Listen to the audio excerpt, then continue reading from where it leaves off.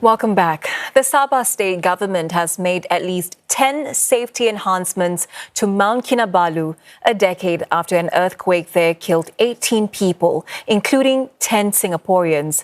There are now 2 new and safer routes to the Malaysian peak and a rescue team on standby 24/7, plus annual search and rescue drills to sharpen communication and response times. Measures were tightened after the 6-magnitude earthquake struck in the morning of 5th of June 2015 and triggered a landslide on Mount Kinabalu.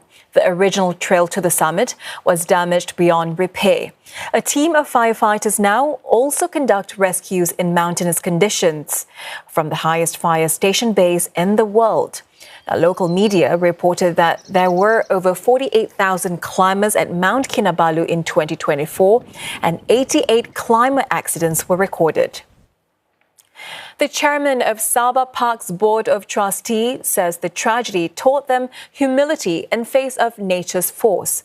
Mr. Peter Lintar says it reminds everyone of the importance of preparedness, safety and an effective early warning system. They survived the Sabah earthquake during a school trip to Mount Kinabalu 10 years ago, but 7 of their friends didn't. A decade on, some former Tanjong Katong primary school students are back at the peak in honor of those who died and for closure. Nikhil Khattar speaks to them. These former students of Tanjong Katong Primary School went to complete a task that they and their schoolmates started a decade ago. In 2015, they were on a school trip to Mount Kinabalu when an earthquake in Sabah triggered a landslide. Many of their friends did not make it home.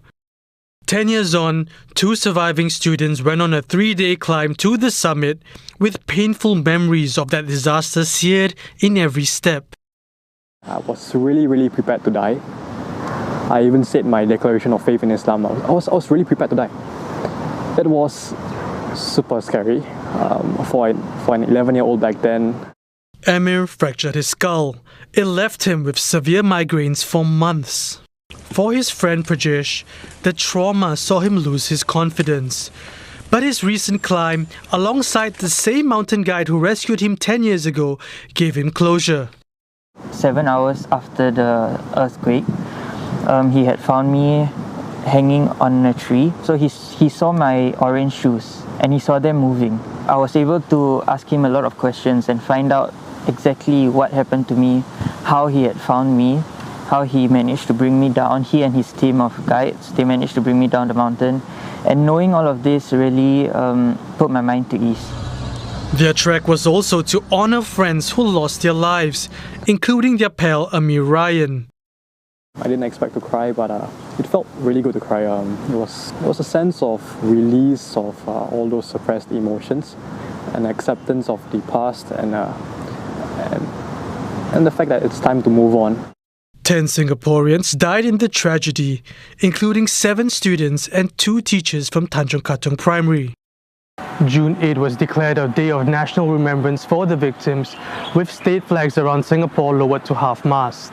More than 1,000 visitors, politicians, parents, SEA Games athletes and people from all walks of life visited the school here at the time to pay tribute to those who lost their lives. Navdeep Singh was among those who died. Till today, his elder sister is still coping with the loss. The question that keeps coming back in my head is why him, you know? There have been some pictures that I've seen. Sometimes I think, like, what if he took a step forward? What if he was maybe went later? In 2023, the 25-year-old went to Mount Kinabalu by herself to finish the climb on her late brother's behalf. I just wanted to kind of like walk in the same steps that he walked in, kind of like breathe the same air that he was breathing, take in whatever he was seeing. It was also, I guess, more of a personal thing to get some sense of closure and also just to complete something that he was so excited to embark on. Recce's for new school trip destinations and programs are among enhanced measures that the Singapore Education Ministry has introduced since the Sabah tragedy, as well as a comprehensive risk assessment and close monitoring of in-country and regional developments. MOE says it reviews its safety guidelines through regular feedback from schools on their overseas experiences. Key safety measures now include making sure the activities are appropriate for students of that age.